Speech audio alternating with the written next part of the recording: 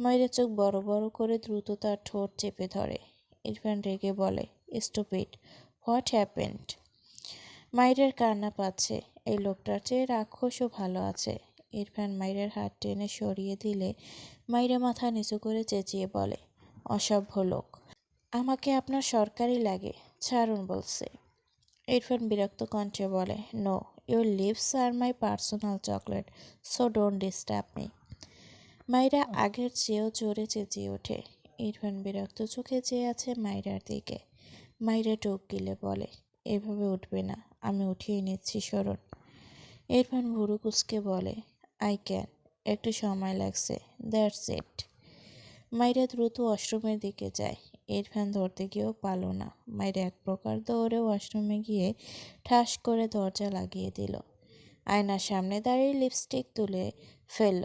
এরপর আয়নায় নিজে প্রতিবিম্বের দিকে তাকিয়ে নিজে দুহাতে হিজাবের উপর দিয়েই তার দুই কান জোরে চিমটি দিয়ে ধরে বিড়বিড় করে, এই দেহে প্রাণ থাকতে আর লিপস্টিক দেব না। অনেকক্ষণ পর যখন মাইরা ওয়াশরুম থেকে বের হয় না, ইরফান রেগে বলে, স্টুপিড, এখনই বের না হলে দরজা ভেঙে ভেতরে ঢুকবো। তখনই মাইরা খট করে দরজা খুলে বের হয়। ইরফান মাইরার দিকে রেগে তাকায়। মাইরা মিনমিন করে বলে, বের হয়েছি, এবার আপনি যান। ইরফান মাইরার হাত ধরে টেনে তার সামনে দাঁড় করায়। মাইরার ভেজা ঠোঁট জোড়ায় তীক্ষ্ণ চোখে চেয়ে মৃদুস্বরে বলে, নাও পারফেক্ট। কথাটা বলেই টুক করে মাইরার ভেজা ঠোঁটে একটা শুকনো চুমু খেয়ে ফেলে। মাইরা কটমট দৃষ্টিতে ইরফানের দিকে তাকায়। এই লোকটার প্রবলেমটা ঠিক কোন জায়গায়? তাকে একটু নিঃশ্বাসও নিতে দেয় না। ইরফান মাইরার দৃষ্টি পাত্তা দিল না। মাইরার থেকে দূরে সরে দাঁড়িয়ে গম্ভীর গলায় বলে, এসব খুলে ফেলো, আর বাইরে যেতে পারবে না, ইটস ফাইনাল। কথাটা বলে ড্রয়ার থেকে তার রুমের দরজার চাবি নিয়ে গটগট করে বেরিয়ে যায়।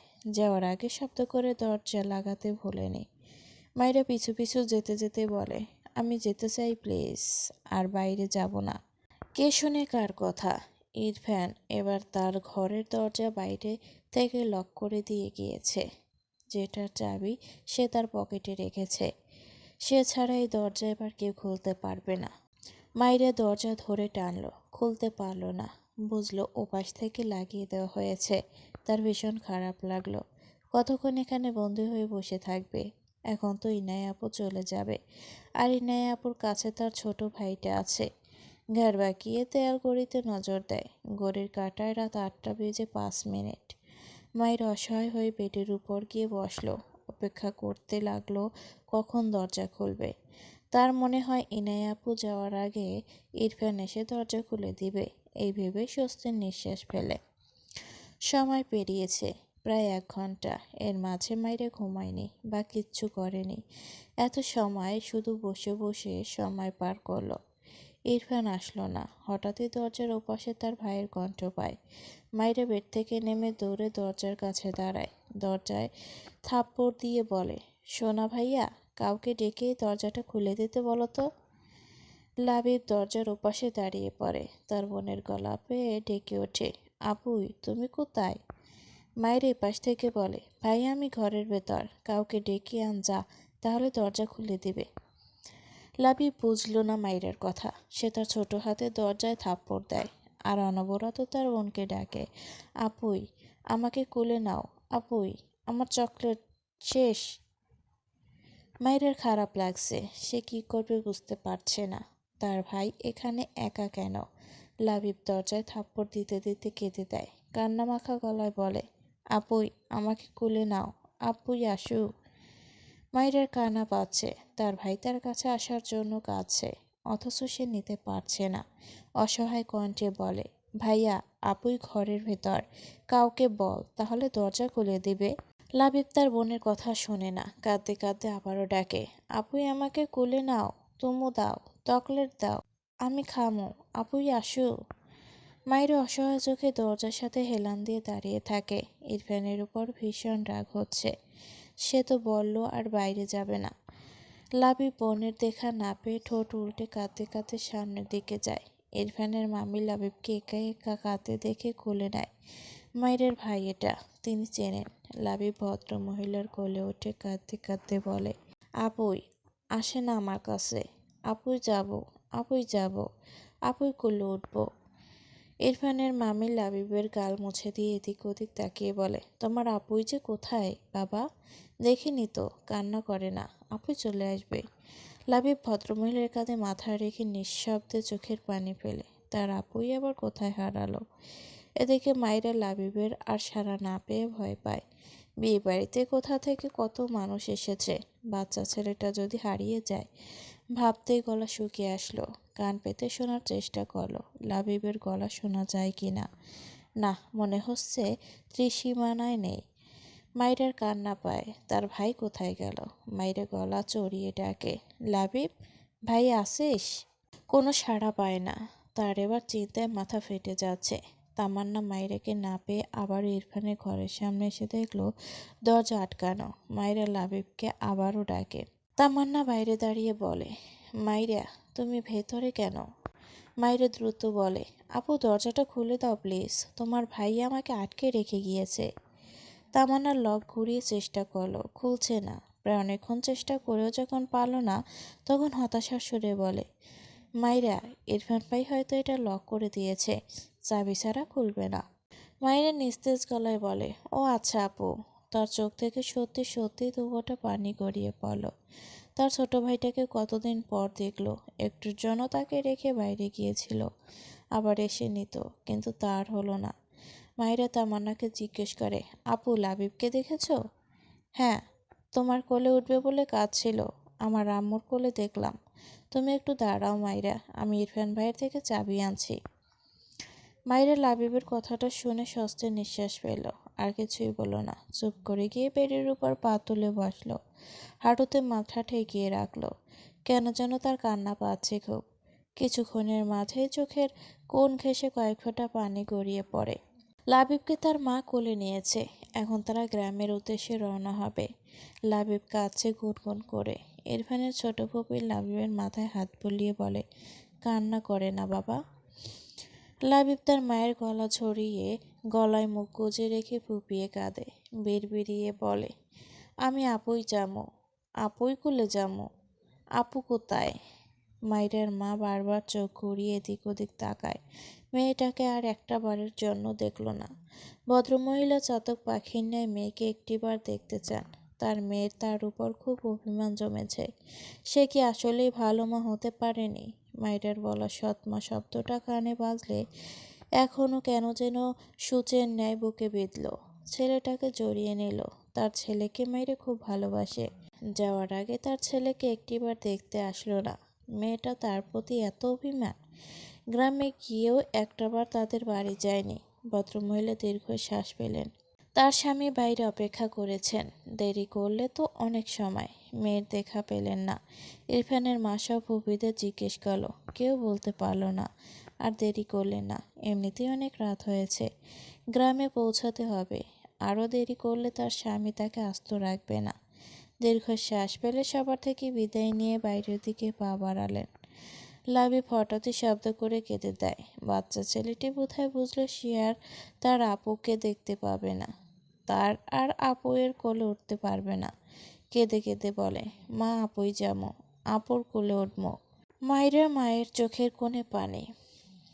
এই বাচ্চাটিকে তার সামলাতে এখন খুব কষ্ট হয়। তার আপুয়ের অভাব পূরণ করতে পারে না। আজ কতদিন পর তার বাচ্চা তার আপুকে পেয়ে কত খুশি হয়েছিল, আবার তাকে না দেখতে পেয়ে কাঁদছে। লাবিব তার মায়ের মুখ ঠেলে কাঁদতে কাঁদতে বলে, আপুর কাছে নিয়ে চলো, আপুই যাব। বাইরে গেলে লাবিবের বাবা লাবিবকে কোলে নেয়, মাথায় হাত বুলিয়ে সান্ত্বনা দেয়। বিরক্তও হয় খানিক। ওই মেয়ের মাঝে কি পায় কে জানে। তার ছেলে হয়ে অন্য মেয়ের প্রতি এত দরদ আসে কোথা থেকে।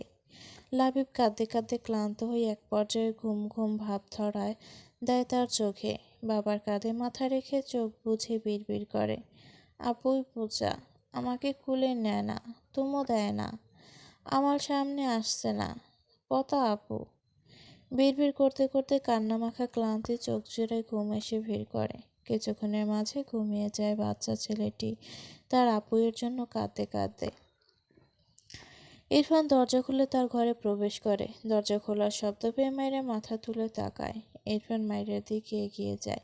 মায়েরা দ্রুত বেড থেকে নেমে দাঁড়ায়। ইরফানের দিকে একবার তাকায়। অভিমান অভিযোগে দ্রুত চোখ সরিয়ে নেয়। ইরফানকে পাশ কাটিয়ে বাইরে যায়।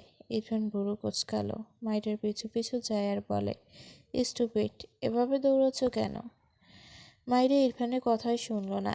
এক প্রকার দৌড়ে সিঁড়ি বেয়ে নিচে নামে। কয়েকবার পড়তে পড়তে বেঁচে গিয়েছে। ইরফান পিছন থেকে ধমকায়, তবে নিচে নামল না। উপর থেকে দাঁড়িয়ে মাইরের কর্মকাণ্ড দেখতে লাগলো। মাইরা আশেপাশে কাউকে যেন খুঁজছে। দুহাতে চোখ মুছে নেয়। তার শাশুড়ি রুমানিয়াসকে দেখে জিজ্ঞেস করে, মা, আমার ছোট ভাই লাবিব কোথায়?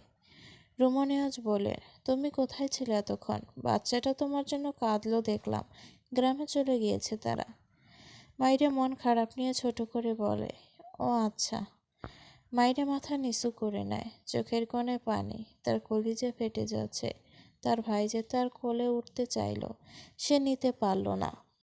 তার কাছে চকলেট চেয়েছিল, সে দিতে পারল না। তাকে দেখতে না পেয়ে কাঁদতে কাঁদতে গ্রামের উদ্দেশ্যে রওনা দিয়েছে। ভাবতেই কেন যেন শব্দ করে কাঁদতে ইচ্ছে করলো। কতদিন পর তার ভাইটাকে পেয়েছিল, অথচ সে এসে কেঁদে চলে গেল। কান্নাগুলো গিলে নিল। মাথা নিচু করেই ডান হাতের কনিষ্ঠ আঙুল দ্বারা চোখ মুছে নিল। এরপর ধীর পায়ে ইনায়ার ঘরের দিকে যায়। ইনায়া তার ঘরেই বসেছিল মন খারাপ করে। তার চোখ ভেজা। এই বাড়ি ছাড়া থাকতে হবে ভাবলেই কেমন দমবন্ধ লাগছে মেয়েটার। ছোট থেকে 2-3 দিনের জন্য খালা মামা বাড়ি ঘুরতে যাওয়া ছাড়া আর কোথাও যায়নি। আজ সেখানে একেবারে চলে যেতে হবে ভাবলেই দুঃখরা ঘিরে ধরছে। মাইরাকে দেখে ইনায়া ভেজা চোখে মাইরার দিকে তাকায়। মাইরা চুপ করে ইনার পাশে বসে ইনায়াকে জড়িয়ে ধরল। এই বাড়িতে তারেক নেওয়াজের পর এই আপুটাই তাকে খুব ভালোবাসে, তার বান্ধবীর মতো। সেও চলে যাচ্ছে ভাবতে মাইরা নিঃশব্দে চোখের পানি ফেলে। তার ভাইটার কথাও মনে পড়ে।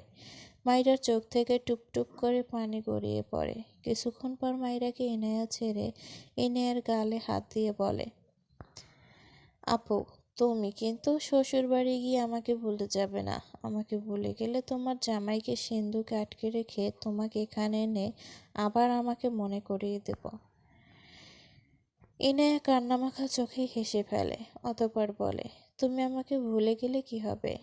মাইরা 2 হাতে চোখ মুছে বলে, মাইরা কাউকে ভুলে যায় না বুঝলে, নো টেনশন।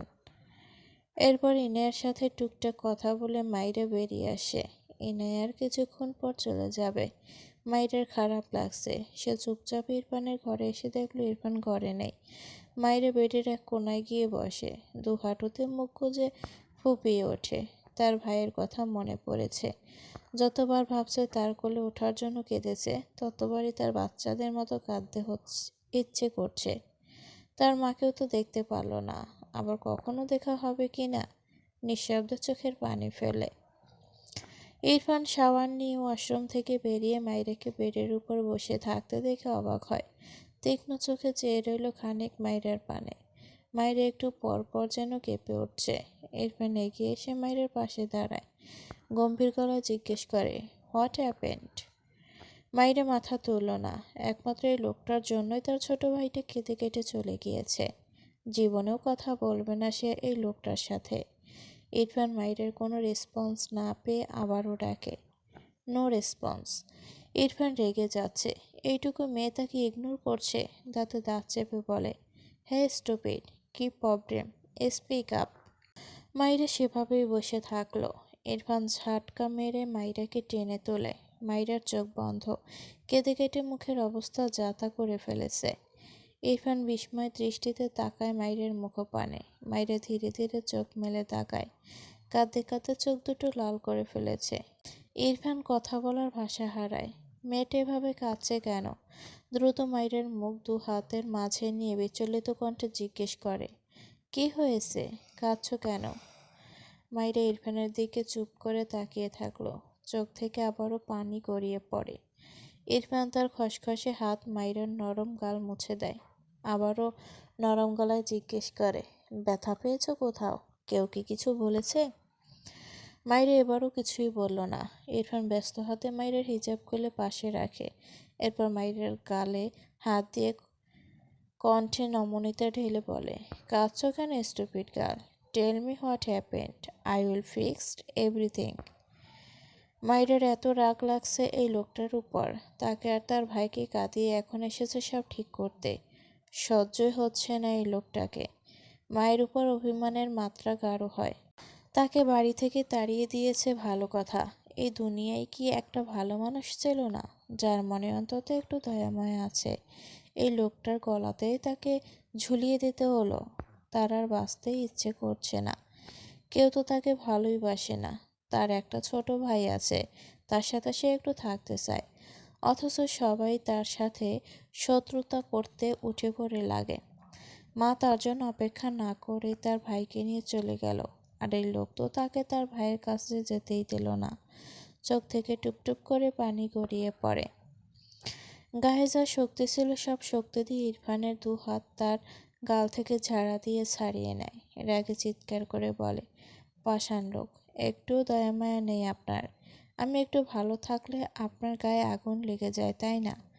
অমানুষ একটা, নির্দয় পুরুষ। কথাগুলো বলতে বলতে চোখ থেকে অগণিত অশ্রুকণা গাল বেয়ে গড়িয়ে পড়ে। আবারও হাঁটুতে মুখ গুজে ফুঁপিয়ে বিড়বিড় করে, স্বার্থপর সবগুলো। কেউ আমার কথা দুটো মিনিটও যদি ভাবত। ইরফান স্তব্ধ চোখে মাইরার পানে চেয়ে রইল। প্রথমে কিছুটা রাগ হলেও মাইরাকে এভাবে কাঁদতে দেখে রাগ মিলিয়ে যায়। ঠিক যেমন জ্বলন্ত আগুনে পানি পড়লে নিমিষেই আগুন নিভে যায়, তেমনি মাইরার অশ্রুকণায় ইরফানের রাগ মুহূর্তেই নিভে গেল। কেমন করে যেন তাকিয়ে রইল মাথা নিচু করে রাখা মাইরার পানে। বেডসাইড টেবিলের উপর ফোন বেজে ওঠে। ইরফান চুপ করে তাকিয়ে রইল মাইরার পানে। ফোন তুলল না।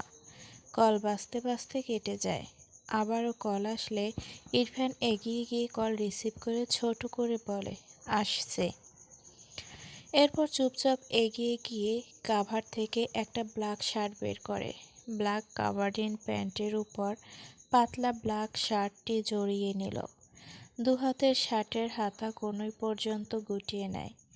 এরপর হাতঘড়ি হাতে পড়তে পড়তে একবার মাইরার পানে তাকায়, তবে কিছুই বলে না। ফোন পকেটে রেখে ব্যালকনিতে যেতে নিয়ে তার ঘরের ভেতর যে ঘরটা আছে সে ঘরের দরজায় হাতল ধরে গোড়ালেই অবাক হয়। এই দরজা খোলা কেন? ভেতরে উঁকি দিলে মনে পড়ল এই ঘরের লাইট ফিউজ হয়েছে গতদিন। ঘাড় বাঁকিয়ে মাইরার দিকে তাকালো, কিছু ভাবলো হয়তো। ফোঁস করে বিরক্তির শ্বাস ফেলে দরজা লক করে দেয়। এরপর গটগট পায়ে ব্যালকনিতে চলে যায়। ইরফান ব্যালকনিতে গেলে মাইরা মাথা তুলে তাকায়। মেয়েটা অবাক হয় ভীষণ। সে যে এত কিছু বলল, লোকটা তাকে কিছুই বলল না। বললেও কি, সে শুনতো না, ভালো লাগে না আর। তাছাড়া সে যা বলেছে ভুল তো কিছুই বলেনি। আবারও তার ভাইয়ের কথা মনে পড়ল। বাম কাত হয়ে বা হাতের তালুতে মাথা রেখে শুয়ে পড়ে। ইরফান ব্যালকনির দরজা চাপিয়ে দেয়। রাতের অন্ধকারের মিটিমিটি বাতাস এসে গা ছুঁয়ে দেয়। ইরফান ছোট্ট করে টেবিলের ড্রয়ার থেকে সিগারেট আর লাইটার বের করল। অন্ধকারের মাঝে অজানায় দৃষ্টি রেখে সিগারেটে আগুন ধরায়। গুনে গুনে 3টে সিগারেট শেষ করে। এরপর ড্রয়ার থেকে হাব্বা বাব্বা চুইংগাম বের করে মুখে দেয়। সিগারেটের গন্ধ দূর করার জন্য মূলত বেশ অনেকগুলো হুব্বা বুব্বা চুইংগাম কিনেছে ইরফান, কারণ অবশ্যই মাইরা সিগারেটের গন্ধ সহ্য করতে পারে না বলে। দুহাত প্যান্টের পকেটে গুজে বেশ কিছুক্ষণ চুইংগাম চেবায়, দৃষ্টি অন্ধকারাচ্ছন্ন প্রকৃতির মাঝে। মুখায়াবে চিরাচরিত গম্ভীর্য, মুখ জুড়ে ভাবনার ছাপ। কিছুক্ষণ পর মুখ গোল করে ফেলে দেয় চুইংগাম। এরপর ঘরের ভেতরে প্রবেশ করে। বেডের উপর নজর পড়লে দেখল মাইরা এদিক ফিরে শুয়ে চোখ বুজে। ধীরে পায়ে এগিয়ে যায় মাইরার দিকে। মাইরার মাথার কাছে বসে, বাম পায়ের হাঁটু মেঝেতে ঠেকায়, ডান পা সামান্য উঁচু করে রাখে। বা হাতে মাইরার গালে হেলে আসা চুলগুলো কানের পিঠে গুজে দেয়। মাইরা ঘুমের মাঝে শব্দ করে শ্বাস ছাড়ে। কেঁদে কেটে মেয়েটা ক্লান্ত হয়ে গিয়েছে। ইরফান মাইরার গালে হাত দিয়ে মাইরা ফোলা মুখখানা চেয়ে থাকে। সে আসলে বুঝতে পারছে না মাইরা কেন কাঁদলো। মাইরাকে ঘরে আটকে রেখে গিয়ে কাজে ব্যস্ত হয়ে গিয়েছিল। কাজের চাপে একদম মাথায় ছিল না। মাথায় আসতেই এক প্রকার দৌড়ে এসেছে ঘরে। বাট সময়টা হয়তো বেশি ছিল, প্রায় 1.5 ঘন্টার কাছাকাছি। ইরফানের মনে প্রশ্ন জাগে, মেয়েটা কি ভয় পেয়ে এত কাঁদলো? ইরফান বাঁ হাতের বুড়ো আঙুলের সাহায্যে মাইরার চোখের কোণে লেগে থাকা এক ফোঁটা জমে থাকা জলকণা মুছে দিল। মাইরার গালে আলতো করে হাত বুলিয়ে নরম কণ্ঠে ডাকে, লিটল গার্ল। মাইরা সাড়া দিল না। একটু নড়চড়ে ঘুমের ঘোরে ডান হাত ঠাস করে সামনের দিকে ফেলে। ফলস্বরূপ তার হাতটা ইরফানের কাঁধের উপর এসে পড়ে। ইরফান আর চোখে তাকালো তার ঘাড়ের উপর রাখা মাইরার হাতখানার দিকে। ডান হাত বাড়িয়ে তার কাঁধে থাকা হাতটা হাতের মুঠোয় নিল। এরপর মাইরার হাতের উল্টো পিঠে ছোট করে একটা চুমু খায়। আবারও মৃদু স্বরে ডাকে, লিটল গার্ল। মাইরা গভীর ঘুমে আচ্ছন্ন হয়নি। একটু চোখ লেগেছিল। ইরফানের এটুকু ডাকে স্পর্শে মেয়েটার ঘুম ছুটে যায়। তবে চোখ খুলে তাকায় না। এই লোকের সাথে তো সে জীবনেও কথা বলবে না। প্রশ্নই আসে না। ইরফান তীক্ষ্ণ চোখে মাইরার বন্ধ চোখের পাতায় দৃষ্টি নিবদ্ধ করে রাখে। ভুরুকুচকে বলে, আই নো, এও জেগে আছো? মাইরা ঢোক গেল। বন্ধ চোখেই ইরফানের হাতের মুঠো থেকে নিজের হাত ছাড়াতে চায়। ইরফান ছাড়ল না মাইরার হাত। বাঁ হাতে মাইরার গাল আলতো হাতে স্লাইড করতে করতে বলে, ওপেন ইউর আইস। মাইরা শুনল না ইরফানের কথা। কেন শুনবে এই লোকের কথা? তার ভালো তো দেখতেই পারে না এই লোক। তাকে কাঁদাতে যা যা করতে হয় সবই করে। গাঢ় হয়ে পড়ে রইল ঘুমের ভান ধরে। ইরফান মাইরার দিকে চেয়ে ঠান্ডা গলায় বলে, চোখ খুলবে নাকি আমি কিছু করব?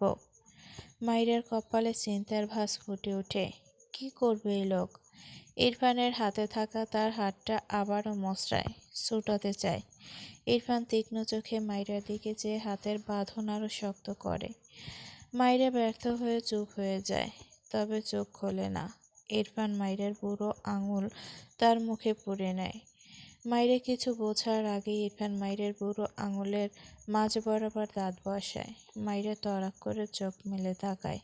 ইরফানের মুখে তার হাতের আঙুল দেখে চোখ বড় বড় করে চেঁচিয়ে ওঠে। বা হাতে ইরফানের ডান গালে হাত দিয়ে ঠেলে বলে, অসভ্য লোক, আমার আঙুল ভেঙে গেল, ছাড়ুন। ইরফান মাইরার দিকে চেয়ে আঙুলে বসানো দাঁত শিথিল করলো, তবে মুখ থেকে আঙুল বের করলো না। সাথে শক্ত হাতে মাইরার হাত চেপে মাইরার দিকে চেয়ে রইল। মাইরা ইরফানের গলায় আরেকটা খামচি দেয় হাত ছাড়া পাবার আশায়। ইরফান ভাবলেশীন, কি একটা অবস্থা। মেয়েটা মিনমিন করে বলে, আমার হাত ছাড়ুন। ইরফান দেহের যেমন কোনো নড়চড় নেই, তেমনি দৃষ্টির নড়চড় নেই। ইরফানকে একদম তার মুখের সামনে দেখে কেমন অস্বস্তি হলো মাইরার। তবে একটু আগেই যে সে ইরফানকে অনেকগুলো শক্ত কথা শুনিয়েছে, সেগুলো ভেবেই ঢোক গেল। চোখ জুড়ে ভীতু দেখা দিল। তাকে লোকটা এখন কি করবে? এই আঙুল ভেঙে দেবার পণ করেছে নাকি? তার ভাবনার মাঝেই ইরফান খুবই আলতোভাবে মাইরার আঙুল মুখ থেকে বের করে ফেলে। হাত ছেড়ে দেয়। মাইরা স্বস্তির নিঃশ্বাস ফেলল। আঙুলটা উল্টে পাল্টে দেখল, ইস, দাঁত বসিয়ে দিয়েছে। ইরফানের দিকে তাকিয়ে রেগে বলে, রাক্ষস একটা। ইরফান তার বাঁ হাত মাইরার দিকে এগিয়ে নিলে মাইরা ভয় পায়। ইরফান বাঁ হাতের বুড়ো আঙুল দ্বারা মাইরার ঠোঁটের নিচের চিবুকের নিচের অংশে জমে থাকা ঘাম মুছে দেয় খুব মনোযোগের সহিত। এরপর দৃষ্টি ঘুরিয়ে মাইরার দিকে তাকিয়ে স্বাভাবিক গলায় বলে, ওকে। মাইরা অদ্ভুতভাবে তাকায় ইরফানের দিকে। ওকে মানে? ও এই লোককে রাক্ষস বলল, আর ইনি বলেছে ওকে? এই লোক পাগল টাগল হয়ে গেছে নাকি? মাইরার ভাবনার মাঝে ইরফান মৃদুস্বরে জিজ্ঞেস করে, তুমি কি ভয় পেয়েছিলে? আই মিন পাশের রুমে গিয়ে কিছু দেখে ভয় পেয়েছো? মাইরা অবাক হয়ে তাকায় ইরফানের দিকে। সে কি ভাবছে, আর এই লোক কি বলছে? তবে ইরফানের কথায় অবাক হলো। ওই ঘরে এমন কি আছে যে সে ভয় পাবে? তার খুব মন খারাপ ছিল বলে বেড থেকেই নামেনি। অন্য সময় হলে ঠিকই গিয়ে দেখতো ওই ঘরে কি আছে। অতঃপর অবাক হয়ে জিজ্ঞেস করে, ওই ঘরে কি আছে? ইরফান ভুরু কুঁচকাল। মাইরার কথার ধরনে বুঝলাম মাইরা ওই ঘরে যায়নি। মাইরার মুখপানে যেয়ে ঠান্ডা গলায় বলে, নাথিং। মাইরা কৌতূহলী চোখে প্রশ্ন করে, তাহলে ভয় পাওয়ার কথা বললেন কেন? ইরফান গম্ভীর গলায় বলে, কাজ। You are a stupid girl. Maira বিরক্ত হলো, কিছুই বলল না। ইরফান চিন্তিত কণ্ঠে জিজ্ঞেস করে, কাঁদছিলে কেন? মাইরা পিটপিট করে ইরফানের দিকে তাকিয়ে থাকে, জিভ দিয়ে ঠোঁট ভেজায়। তাকে ঘরে বন্দি করে রেখে এখন এসে বলছে সে কাঁদছে কেন? চোখ নামিয়ে বলে, আপনার মতো পাষাণ লোক যার জীবনে আছে সে না কাঁদলেই বরং জিজ্ঞেস করবেন কেন কাঁদল না। ইরফান বিরক্ত হলো, ধমকে বলে, স্টুপিড গার্ল, কেন কাঁদলে বলো। মাইরা রেগে তাকায়, আবার তাকে ধমকাধমকি করতে এসেছে। এই লোকটা আসলেই খারাপ। ইরফান চোখ বুজে শ্বাস নেয়, নিজেকে সামলে আবারও নরম সুরে জিজ্ঞেস করে, কাঁদলে কেন? Tell me. মাইরা অবাক হয়, এই লোকটাকে তার গিরগিটির চেয়েও ভয়ানক লাগে। সেকেন্ডে সেকেন্ডে রং বদলায়। পিটপিট করে চেয়ে থাকে কিছু সময় ইরফানের দিকে। ইরফান উত্তরের আশায় মাইরার পানে শান্ত চোখে চেয়ে আছে। মাইরা ঢোক গিলে বলে, আপনিই তো আমাকে ঘরে আটকে রেখে গেলেন। ইরফান সাথে সাথে অশান্ত কণ্ঠে বলে ওঠে, আর রাখবো না। মাইরা অদ্ভুতভাবে তাকায় ইরফানের দিকে। ইরফান মাইরাকে চুপ থাকতে দেখে ভুরু কুঁচকে কণ্ঠে বিরক্তি ঢেলে আবারও জিজ্ঞেস করে, কান্নার কারণ কি? আমাকে রাগাচ্ছ কেন? এক কোশ্চেন কতবার করব? মাইরা চোখ নামিয়ে নেয়, মৃদুস্বরে বলে, আমার ছোট ভাই আমার কোলে উঠতে চেয়েছিল। আপনার জন্যই তো তাকে কোলে নিতে পারিনি। আটকে রেখেছিলেন কেন? ইরফান বিস্ময় কণ্ঠে বলে, এজন্য কেঁদেছ? মাইরা চোখ তুলে তাকায় ইরফানের দিকে, কণ্ঠে ঝাঁজ ঢেলে বলে, তো আর কি জন্য কাঁদব? সবাই কি আপনার মতো নির্দয়? সব মানুষ জাহান্নামে গেলেও তো আপনার কোনো যায় আসে না। হার্টলেস লোক। ইরফান অদ্ভুতভাবে তাকায় মাইরার পানে। মাইরার ডান হাত তার মুঠোয় নিয়ে মাইরার হাতের উল্টো পিঠে বুড়ো আঙুলের সাহায্যে আলতো করে স্লাইড করতে করতে মাইরার চোখের দিকে তাকিয়ে ঠান্ডা গলায় বলে, তুমি বড় হবে না স্টুপিড গার্ল? মাইরা তার হাত মোচড়াতে মোচড়াতে মুখ বাঁকিয়ে বলে, আমি যথেষ্ট বড়। ইরফান মাথা নিচু করে ঠোঁট বাঁকিয়ে সূক্ষ্ম হাসল। এরপর মাইরাকে ছেড়ে বসা থেকে উঠে দাঁড়ায়, দুহাত প্যান্টের পকেটে গুজে গম্ভীর গলায় বলে, বড়রা যাকে তাকে হার্টলেস বলে না। মাইরা ইরফানের দিকে তাকালো না, উল্টো ঘুরে শুয়ে চোখ বুজে নেয়। ইরফান ফোঁস করে শ্বাস ফেলে বলে, ওয়েট, তোমার ভাইকে এনে দিচ্ছি। মাইরা তড়িঘড়ি করে শোয়া থেকে উঠে বসে, মনে হচ্ছে তার ভাই পাশের রুমে। এই লোক তার ভাইকে আনতে যাচ্ছে। অবাক হয়ে বলে, কোথায় যাচ্ছেন? ওরা সবাই গ্রামে চলে গিয়েছে। মাইরার কথা শুনে ইরফান অবাক হলো, বিড়বিড় করে, ও শিট। এরপর মাইরার দিকে তাকিয়ে প্রশ্ন করে, কখন গিয়েছে? মাইরা অবাক হয়ে তাকায়, এই লোক জানে না তার মা ভাই কখন গিয়েছে। তাকে ঘরে আটকে রেখে সে বাইরে ছিল, এখন তাকে এসে জিজ্ঞেস করছে তার ভাইরা কখন গিয়েছে। রেগে বলে, আপনি আমাকে বন্দি করে রেখে গিয়েছিলেন বুঝলেন? মনে পড়েছে আপনার? আমি কি জ্যোতিষী যে ঘরে বসেই বাইরের খবর পাবো? মাইরা প্রতিটি তেড়া কথা ইরফান রেগে তাকায় মাইরার দিকে, শক্ত গলায় বলে, স্টুপিড গার্ল, রাগিও না আমাকে। মাইরা রেগে বলে, আপনার জন্য আমার ভাইটা কেঁদে কেটে চলে গিয়েছে গ্রামে। আমার মায়ের সাথেও দেখা করতে পারিনি। এবার বুঝেছেন তো আপনি কত খারাপ লোক। এখন আমাকে এসে রাগাতে না করছেন? কে রাগাতে গিয়েছে আপনাকে? আমি তো আপনার সাথে কথাই বলবো না। কথাগুলো রেগে বললেও মেয়েটার চোখ জোড়া ভিজে, চোখ থেকে পানি গড়িয়ে পড়ে ইতিমধ্যে। ইরফান মাইরার দিকে ঠান্ডা চোখে চেয়ে থাকে। মাইরা ইরফানকে শান্ত দেখে অবাক হয়, তার কথায় এই লোকটার উপর প্রভাব ফেলছে না মনে হচ্ছে।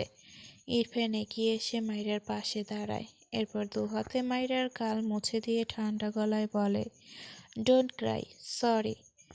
মাইরা পিটপিট করে ভেজা চোখে ইরফানের দিকে চেয়ে থাকে, অবাক হয় ভীষণ। এই লোক অনুতপ্ত হয়। এর আগেও ক্ষেত্রবিশেষে সরি বলেছে মাইরাকে, তার মনে আছে। কিন্তু এই লোকটার সাথে তো এসব ব্যবহার যায় না। প্রতিবারের মতো এবারেও জিজ্ঞেস করে ফেলে, আপনি আমাকে সরি বললেন? ইরফান ভুরু কুঁচকে বলে, নো। মাইরা মুখ বাঁকায়, বিড়বিড় করে, মিথ্যুক একটা। যাকে এতক্ষণ শত্রু ভাবলো, চারটি আফসোসও করলো এই লোকটা তার স্বামী হওয়ায়। মায়ের উপর অভিমান বৃদ্ধি হলো। ইরফানকে ঠান্ডা দেখে সব রাগ ভুলে আবদার করে বসে, আমাকে ভাইয়ের কাছে নিয়ে যাবেন? মাইরার কণ্ঠ ভেজা। ইরফান মাইরার মুখপানে চেয়ে থাকে। কপালে পড়ে থাকা ছোট ছোট চুলগুলো কানের পিঠে গুজে দিয়ে ছোট করে বলে, যাব। কথাটা বলে মাইরার গাল থেকে হাত সরিয়ে হাত ঘড়িতে একবার সময় দেখল ৯টা ৫৬। এরপর মাইরার হিজাব নিয়ে মাইরার মাথায় দুবার পেঁচিয়ে মাথা ঢেকে দেয়। মাইরা বিরক্ত হয়ে বলে, কি করছেন? ইরফান বসা থেকে দাঁড়িয়ে বলে, ইনায়া চলে যাচ্ছে, এসো। ইনায়াও যাওয়ার কথা শুনে মাইরা দ্রুত বেড থেকে নেমে দাঁড়ায়। রাতে এখনও না খাওয়া, সাথে এতক্ষণ কান্নার ফলে শরীরটা উইক লাগছে। দাঁড়ানোর সাথে সাথেই মাথাটা কেমন ঘুরে উঠল। চারপাশ অন্ধকার লাগলো কিছু সময়ের জন্য। পাশেই ইরফানকে পেয়ে দুহাতে ইরফানের হাত আঁকড়ে ধরে।